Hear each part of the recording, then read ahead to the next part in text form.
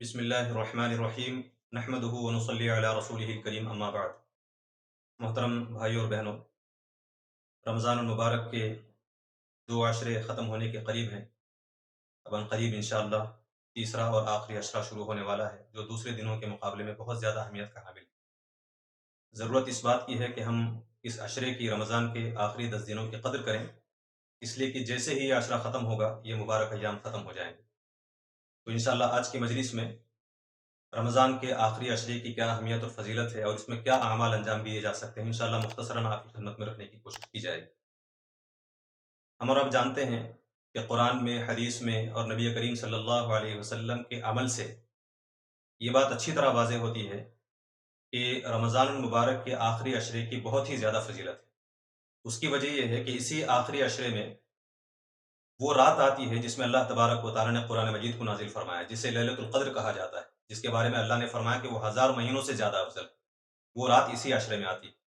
اور نبی کریم صلی اللہ علیہ وسلم کے بارے میں آتا ہے کہ آپ صلی اللہ علیہ وسلم یجتہد فی العشر الاواخر ما لا یجتہد فی غیرہ، کہ رمضان کے آخری عشرے میں آپ اتنی محنت اور اتنی جدوجہد کرتے تھے کہ دوسرے دنوں میں اتنی محنت اور جدوجہد نہیں فرمایا کرتے تھے۔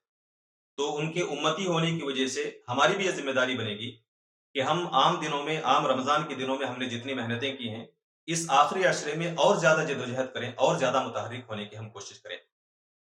ہم یہ دیکھیں کہ رسول اللہ صلی اللہ علیہ وسلم کا عمل ان دنوں میں، ان راتوں میں کیا ہوا کرتا تھا۔ حدیث میں آتا ہے کہ رسول اللہ صلی اللہ علیہ وسلم کے بارے میں فرمایا گیا کہ اذا دخل العشر الاخیر، جب آخری عشرہ داخل ہو جاتا ہے، جیسے ہی آخری عشرہ شروع ہو جاتا تو شد مئزرہ، کہ نبی کریم صلی اللہ علیہ وسلم اپنی کمر کس لیتے تھے، پوری طرح تیار ہو جاتے تھے، بھرپور عبادت کے لیے آپ صلی اللہ علیہ وسلم اپنے آپ کو تیار کر لیتے تھے۔ تو یہ آپ کا معمول تھا۔ ایک خصوصی عمل جو آپ کا بتایا گیا وہ یہ کہ احیا لیلہ، کہ آپ صلی اللہ علیہ وسلم راتوں کو زندہ کرتے تھے، یعنی راتوں میں جاگتے تھے آپ صلی اللہ علیہ وسلم، رات کا اکثر حصہ آپ صلی اللہ علیہ وسلم جاگا کرتے تھے۔ تو ان 10 دنوں میں ایک عمل ہمارا یہ ہونا چاہیے کہ ہم ان 10 دنوں کی راتوں میں جاگیں۔ جاگ کر ظاہر سی بات ہے کہ عبادتیں کی جائیں گی، قیام اللیل کیا جائے گا، تہجد ہے، تراویح ہے، جو بھی نام آپ اسے دیں۔ ان کے علاوہ، تراویح کے علاوہ، قیام اللیل کے علاوہ کچھ اہم عبادات ہمیں انجام دینی ہے، ہم انجام دے سکتے ہیں۔ مثال کے طور پر ایک عبادت ہے دعا۔ نبی کریم صلی اللہ علیہ وسلم نے فرمایا کہ الدعاء مخ العبادت، دعا اصل میں عبادت کا مغز ہے۔ تو ہم کوشش کریں کہ زیادہ سے زیادہ کثرت کے ساتھ ان راتوں میں دعائیں کی جائیں، اللہ تبارک و تعالیٰ سے لو لگایا جائے اور اللہ کے سامنے گڑ گڑایا جائے، اللہ تبارک و تعالیٰ کے سامنے اپنی ضرورتیں پیش کی جائیں۔ دعائیں مانگنے میں ایسا نہیں ہونا چاہیے کہ ہم دعاؤں کے لیے بیٹھے ہیں، جو کچھ ہمارے ذہن میں آیا مانگتے چلے گئے۔ ٹھیک ہے، یہ دعائیں بھی مانگی جا سکتی ہیں اس طرح، لیکن دعاؤں میں بہتر طریقہ یہ ہے کہ ہم پہلے سے اپنے ذہن میں ایک خاکہ بنائیں، ایک منصوبہ بنائیں کہ ہمیں کیا کیا دعائیں مانگنی چاہیے، ہماری ضرورتیں کیا ہیں، ہمارے اپنے تجارتی ضرورتوں کے لیے، اپنے بزنس کی بہتری کے لیے، اپنے کاروبار کی ترقی کے لیے، ہمارے قرضوں کی ادائیگی کے لیے، اپنے اولاد کی بہتری کے لیے، ان کی صالحیت کے لیے، ان کی بہتر تربیت کے لیے، والدین کی عمروں میں برکت کے لیے، یا پھر ان کی مغفرت کے لیے، اور اسی طرح دنیا کے اندر امن و امان کے لیے، خاص کر اس وقت جو حالات ہیں پوری دنیا کے اندر مسلمانوں کے خلاف، مسلمانوں کے حالات کی بہتری کے لیے، دنیا میں امن و امان کے لیے، اسی طرح دنیا اور آخرت کے ہر قسم کی بھلائی کے لیے ہم ایک منصوبہ بند انداز سے اللہ تبارک و تعالیٰ سے دعائیں مانگیں گے تو انشاءاللہ ہماری دعائیں مفید ہوں گی۔ یہ ذہن میں رکھیں کہ جس وقت ہم دعائیں کر رہے ہوں گے راتوں میں، اس وقت ہمارے اطراف فرشتے موجود ہوں گے۔ اللہ نے کیا فرمایا؟ تنزل الملائکۃ والروح فیہا، کہ اس رات میں فرشتے اترتے ہیں اور خود حضرت جبریل علیہ السلام اترتے ہیں۔ حدیث میں کہا گیا کہ فرشتے آتے ہیں اور بندوں کے لیے رحمت کی دعائیں کرتے ہیں، مغفرت کی دعائیں کرتے ہیں، استغفار کرتے ہیں۔ آپ غور کر کے دیکھیں، اگر ہم نے دعائیں کی اور فرشتوں نے ہماری دعاؤں پر آمین کہا تو کتنی خوش قسمتی ہوگی ہماری۔ اس لیے کوشش کریں کہ دعائیں بہتر سے بہتر ہو۔ اس کے لیے سب سے بہتر طریقہ یہ ہے کہ رسول اللہ صلی اللہ علیہ وسلم کی جو دعائیں ہیں، آپ ذرا ان دعاؤں کو اٹھا کر دیکھیں۔ ہمارے لیے، ہمیں اپنی ضرورتوں کا جتنا احساس ہے اتنا زیادہ احساس اللہ کے نبی، اس سے زیادہ احساس نبی کریم صلی اللہ علیہ وسلم کو۔ آپ کی جو دعائیں ہیں، ہم اپنے لیے وہ دعائیں نہیں مانگ سکتے، اس سے بہترین دعائیں اللہ کے نبی صلی اللہ علیہ وسلم نے ہمارے لیے مانگی۔ لہٰذا تاخراتوں کے آنے سے پہلے اللہ کے نبی صلی اللہ علیہ وسلم کی دعائیں دیکھیں، کچھ دعاؤں کو منتخب کر لیں اور وہ دعائیں ہم کریں۔ خاص طور سے حضرت عائشہ رضی اللہ عنہا کو نبی کریم صلی اللہ علیہ وسلم نے آخری راتوں کے لیے، شب قدر اگر مل جائے تو جو دعا مانگنی تھی وہ دعا حضرت عائشہ رضی اللہ عنہا کو سکھائی تھی۔ اللہم انک عفو تحب العفو فاعف عنی، اے اللہ تو بہت زیادہ معاف کرنے والا ہے، معافی کو پسند کرتا ہے، تو ہمیں معاف فرما، مجھے معاف فرما۔ یہ دعا بھی کثرت سے کیا جائے، کثرت سے کی جائے۔ اس کے علاوہ کچھ وقت ہم راتوں میں متعین کریں ذکر و اذکار کے لیے، تسبیحات کے لیے۔ نبی کریم صلی اللہ علیہ وسلم نے اذکار بیان فرمائے ہیں، تسبیحات بیان فرمائے۔ تسبیحات دیکھیں، اذکار دیکھیں، معنی اور مفہوم کے ساتھ۔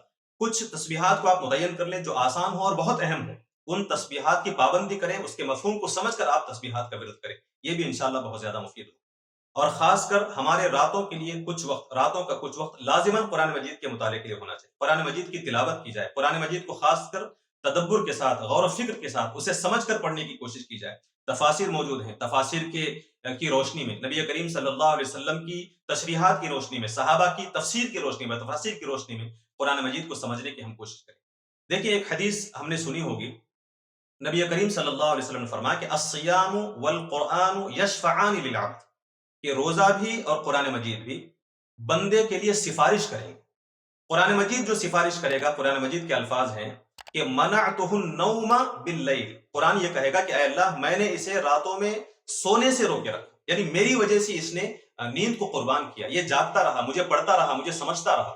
تو اس کا مطلب ہے کہ راتوں کو جاگ کر قرآن مجید کا مطالعہ کیا جائے، قرآن مجید کو سمجھنے کی کوشش کی جائے، تو انشاءاللہ ہم قرآن مجید کی سفارش کے مستحق بنیں گے۔ نبی کریم صلی اللہ علیہ وسلم فرماتے ہیں کہ جب قرآن یہ کہے گا فشفعنی فیہ، کہ میرے اس کے حق میں میری سفارش کو قبول کیجئے، فیشفعان، روزے کی سفارش بھی قبول کر لی جائے گی اور قرآن کی سفارش بھی قبول کر لی جائے گی۔ لہٰذا طاق راتوں میں، آخری 10 راتوں میں ہمیں قرآن مجید کے مطالعے کی کوشش کرنی چاہیے۔ ایک عمل تو حضور کا یہ تھا کہ راتوں کو جاگتے تھے آپ صلی اللہ علیہ وسلم۔ دوسرا عمل یہ بتایا گیا کہ ایقظ اہلہ، کہ آپ صلی اللہ علیہ وسلم اپنے اہل و عیال کو، اپنی بیویوں کو جگاتے تھے، خود اکیلے نہیں جاگتے تھے، خود ثواب حاصل نہیں کرتے تھے۔ آپ صلی اللہ علیہ وسلم کی تمنا یہ تھی کہ میرے گھر والے بھی بیدار ہوں۔ یہی عمل ہمیں بھی اختیار کرنا ہے، ہمیں اپنی بیوی کو جگانا ہے، اپنے بچوں کو جگانا ہے، ہم راتوں کو جگائیں۔ نبی کریم صلی اللہ علیہ وسلم نے فرمایا کہ بہترین شوہر ہے وہ، بہترین بیوی ہے وہ جو اپنی بیوی کو یا اپنے شوہر کو راتوں میں جگائے، اگر وہ جاگ نہیں رہا ہے تو پانی کے چھینٹے مار کر اسے بیدار کرے۔ ایسے ان دونوں پر اللہ کے نبی صلی اللہ علیہ وسلم نے فرمایا کہ اللہ تعالیٰ ان کو سرسبز و شاداب رکھے۔ ان راتوں میں ہم اپنے بچوں کو جگائیں، اپنے بچوں کو عبادت میں مصروف رکھیں، اور بچوں کے ساتھ خاص کر ہم یہ کام کر سکتے ہیں کہ قرآن مجید کی چند آیات کو منتخب کیا جائے، کوئی سورت منتخب کی جائے جس میں بچوں کی اصلاح و تربیت کا سامان موجود ہو، خاندان کی بہتری کا نظام موجود ہو، جس کے ذریعے سے، جس کے مطالعے کے ذریعے سے ہمارے خاندان مضبوط ہو سکیں، اور خاندانوں کے درمیان میں جو اختلافات ہیں، ہمارے درمیان میں جو رسہ کشیاں ہیں وہ ختم ہو جائیں، اختلافات ختم ہو جائیں، بھائیوں میں، بہنوں میں، رشتہ داروں میں آپس میں محبت پیدا ہو، ایسی آیات کا انتخاب کیا جائے۔ اور خاص کر ان حالات میں ایسی آیات لازماً منتخب کریں مطالعے کے لیے، سمجھنے کے لیے، سمجھانے کے لیے، جس میں اللہ تبارک و تعالیٰ پر ایمان کی بات کہی گئی ہے، صبر کی بات کہی گئی ہے، تقویٰ کی بات کہی گئی ہے۔ ایسی آیات منتخب کریں جس میں موجودہ حالات میں ہمارے اندر، ہمارے بیوی بچوں کے اندر عزم و حوصلہ پیدا ہو، صرف اور صرف اللہ تبارک و تعالیٰ سے ڈرنے کا جذبہ پیدا ہو۔ حالات جتنے خراب ہوں ہم صرف اللہ تبارک و تعالیٰ پر توکل کریں اور دین پر ثابت قدمی کے ساتھ جمے رہیں۔ ایسے آیات کا انتخاب کیا جائے، اس کی وضاحتیں کی جائیں، اور قرآن کی تشریح کرتے ہوئے ان آیات کی تشریح کے ضمن میں انبیاء علیہ السلام کے، صحابہ کرام رضوان اللہ علیہم اجمعین کے وہ واقعات جو دین پر استقامت کے، قربانیوں کے جو واقعات ہیں، وہ ایمان افروز واقعات ہم اپنے بیوی بچوں کو بتائیں، پڑھائیں، تاکہ ہمارے ایمان میں بھی مضبوطی ہو، ہماری بیوی بچوں کی ایمان میں بھی مضبوطی ہو، ہمارا ایمان مضبوط سے مضبوط تر ہوتا چلا جائے۔ اس کی ہمیں کوشش کرنی چاہیے۔ یہ جو عبادتیں ہیں، میں نے کہا کہ راتوں میں کرنے کی، راتوں میں کیوں کی جائیں گی یہ عبادتیں؟ اس لیے کہ ان راتوں میں عبادت کر کے ہم لیلۃ القدر کو تلاش کرنا چاہتے ہیں۔ ہم کوشش یہ کریں کہ اس سال کی لیلۃ القدر ہمیں لازماً مل جائے۔ یہ کیسے ہو سکتا ہے؟ اگر ہم نے 2 راتیں عبادت کی، 3 یا 4 راتیں عبادت کی، 1، 2 یا 3 راتیں ہم نے چھوڑ دی، خدا نہ کرے کہ جو راتیں ہم نے چھوڑی ہیں انہی میں لیلۃ القدر ہو، تو ہم تو محروم القسمت ہوں گے۔ اس وجہ سے کوشش یہ کرنی چاہیے کہ آخری تمام 10 راتوں میں، 5 راتوں میں، طاق راتوں میں، لازماً تمام راتوں میں ہم عبادت انجام دیں، تاکہ لازماً ہمیں لیلۃ القدر حاصل ہو، لیلۃ القدر ہمیں مل سکے۔ دیکھیے نبی کریم صلی اللہ علیہ وسلم کے صحابہ میں سے بعض صحابہ نے جہاں یہ کہا ہے کہ لیلۃ القدر 27ویں رات میں ہوتی ہے، وہیں صحابہ سے، بہت سارے صحابہ سے یہ بھی مروی ہے کہ 21ویں رات میں بھی لیلۃ القدر ہو سکتی ہے، 23 میں بھی ہو سکتی ہے، 25 میں بھی ہو سکتی ہے، 29ویں میں بھی ہو سکتی ہے، اور ہر سال ایک ہی رات میں ہونا ضروری نہیں ہے، ہر سال الگ الگ راتوں میں لیلۃ القدر آتی ہے۔ ہم نے جس رات کو چھوڑا وہی رات اگر لیلۃ القدر ہو تو یہ ہمارے لیے بہت بڑی محرومی کی بات ہوگی۔ نبی کریم صلی اللہ علیہ وسلم کی تعلیمات بھی آپ دیکھیں، حضور صلی اللہ علیہ وسلم نے کوئی ایک رات متعین نہیں فرمائی، بلکہ فرمایا تحروا لیلۃ القدر، 5 راتوں میں تمہیں لیلۃ القدر کو تلاش کرنا چاہیے، 5 راتوں میں تلاش کیا جائے۔ اور اللہ تبارک و تعالیٰ نے ایک رات متعین نہیں فرمائی، کیوں؟ حکمت یہ تھی کہ بندے 2 یا 3 یا 4 رات عبادت کر کے یا پھر چند راتوں پر مطمئن نہ ہو جائیں، بلکہ تمام 5 راتوں میں عبادتیں کریں تاکہ لازماً انہیں لیلۃ القدر حاصل ہو جائے۔ تو کوشش اس بات کی جائے کہ 5 راتوں میں ہم زیادہ سے زیادہ عبادت کریں تاکہ ہمیں اللہ تبارک و تعالیٰ کی وہ بابرکت اور مقدس رات نصیب ہو سکے۔ رسول اللہ صلی اللہ علیہ وسلم نے اس رات کو حاصل کرنے کے لیے ایک مخصوص جو عمل کیا ہے، بہت اہم عمل، وہ ہے اعتکاف۔ اعتکاف یعنی دنیا کی مصروفیتوں سے ہٹ کر، دنیا کے تعلقات سے، دنیا کی تمام چیزوں کے تعلقات سے رشتہ ختم کر کے 20ویں تاریخ کی 20ویں روزے کے ختم ہونے کی فوراً 21ویں تاریخ کا جیسے چاند نظر آتا ہے، اس وقت سے لے کر عید الفطر کے چاند نظر آنے تک تمام تعلقات کو ختم کر کے مسجد میں اللہ تبارک و تعالیٰ کے گھر میں صرف اللہ تبارک و تعالیٰ سے تعلق جوڑنے کے لیے، اللہ کی عبادت کے لیے خود کو قید کر دینا، یہ اصل میں اعتکاف ہے، یہ اصل میں سنت اعتکاف۔ نبی کریم صلی اللہ علیہ وسلم ہر سال 10 دن کا اعتکاف، آخری عشرے کا اعتکاف آپ فرمایا کرتے تھے، یہی سنت اعتکاف ہے اصل میں اعتکاف۔ ہم کوشش دیکھیے، رسول اللہ صلی اللہ علیہ وسلم ہر سال اعتکاف فرمایا کرتے تھے، اور آخری سال جب آپ کا آیا، وصال کا سال آیا، تو آپ صلی اللہ علیہ وسلم نے 20 دن اعتکاف فرمایا۔ ہم ان 10 دنوں میں اعتکاف کرنے کی کوشش کریں، زیادہ سے زیادہ سالوں میں اعتکاف کی کوشش کریں، نہیں تو کم سے کم کچھ سال تو ہمیں 10 دنوں کا اعتکاف کرنا چاہیے، اتنا بھی نہیں تو کم سے کم زندگی میں 1 یا 2 بار تو ہم 10 دن کا اعتکاف کریں۔ وقت نکالیں، مصروفیت ہوگی، وقت نکال کر ہم مسجد میں اعتکاف کا اہتمام کریں۔ 10 دن کے اعتکاف کا وقت نہیں نکل پا رہا ہے، کوششوں کے باوجود بھی مصروفیات ہمارا پیچھا نہیں چھوڑ رہی ہیں، تو جتنا ممکن ہو سکے مسجد میں اعتکاف کریں، 5 دن، 7 دن، 9 دن، 3 دن، 2 دن، جتنا ہو سکے مسجد میں پہنچ کر اعتکاف کرنے کی کوشش کریں۔ اصل اعتکاف مسجد میں اعتکاف۔ خواتین اگر مسجدوں میں ممکن ہو، مسجدوں میں اعتکاف کر سکتی ہیں تو خواتین مسجد میں جا کر اعتکاف کریں۔ رسول اللہ صلی اللہ علیہ وسلم کے ازواج نے مسجدوں میں اعتکاف کیا۔ جو حضرات عورتوں کا مسجد میں جانا بہتر نہیں سمجھتے، انہوں نے یہ کہا کہ عورت چونکہ مسجد میں اس کا جانا بہتر نہیں ہے، وہ گھر میں اعتکاف کرے۔ دیگر لوگوں نے یہ کہا کہ گھر میں اعتکاف ہوتا نہیں۔ ٹھیک ہے، گھر میں جو خواتین اعتکاف کریں گی، خواتین جو بیٹھ کر عبادت کریں گی، اسے اعتکاف کہا جائے یا نہ کہا جائے یہ مسئلہ دوسرا ہے، لیکن اگر خواتین عبادتیں کریں گی گھر میں تو ثواب سے تو محروم نہیں ہوگی، لیلۃ القدر تو انہیں لازماً نصیب ہوگا۔ اس وجہ سے خواتین اگر مسجد میں ہو سکے تو مسجد میں اعتکاف کریں، نہیں تو گھر میں عبادتوں کو انجام دیں، یہ عبادتیں ثواب سے خالی نہیں ہیں۔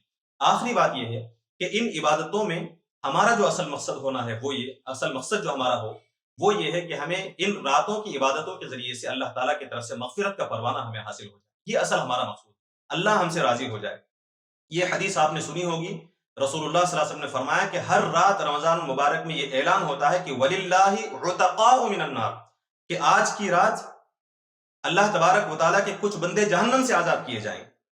اللہ نہ کرے کہ پچھلے دنوں میں ہم نے جو عبادتیں کی، خدا نہ خواستہ اللہ نہ کرے کہ ایسا ہو، ہماری مغفرت نہ ہوئی ہو، تو اب یہ ہمارے پاس 10 راتیں موجود ہیں، خاص کر طاق راتیں موجود ہیں۔ ان طاق راتوں میں ہم اپنی مغفرت کی بھرپور کوشش کریں تاکہ اللہ تعالیٰ کی بارگاہ میں ہماری عبادتیں قبول ہو سکیں اور اللہ تبارک و تعالیٰ ہمیں جہنم سے نجات دے سکے، اللہ تبارک و تعالیٰ ہمیں مغفرت کا پروانہ دے سکے۔ اللہ تعالیٰ سے دعا ہے کہ اللہ تبارک و تعالیٰ اب تک کی ہماری جتنی عبادتیں ہیں ان تمام عبادتوں کو قبول فرمائے، اور اس کے بعد جو طاق راتیں آ رہی ہیں، آخری عشرہ آ رہا ہے، اس آخری عشرے کی قدر کرنے کی توفیق نصیب فرمائے۔ اس عشرے کی راتوں میں ہمیں عبادت کرنے کی اور خصوصیت کے ساتھ 5 طاق راتوں میں اللہ تعالیٰ کی بھرپور عبادت کرنے کی ہمیں توفیق نصیب فرمائے، ہمیں شب قدر لیلۃ القدر نصیب فرمائے۔ اللہ تبارک و تعالیٰ ہماری مغفرت کا سامان فرمائے۔ ربنا آتنا فی الدنیا حسنۃ وفی الآخرۃ حسنۃ وقنا عذاب النار، وآخر دعوانا ان الحمد للہ رب العالمین۔